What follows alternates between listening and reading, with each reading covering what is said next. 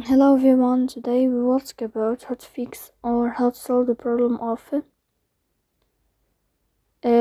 offline on the application of Telegram. You will go to settings. In this page you will go to apps, default apps, app settings.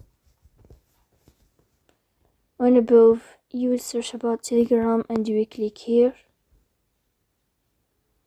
Then in this page of app info you will click on first stop and you will click OK. Here you will enter to the window of storage. Then we click on clear cache, but pay attention, don't click clear data because that can delete your account. In the end you can turn off your phone and you can wait a moment to restart your phone again to fix that problem.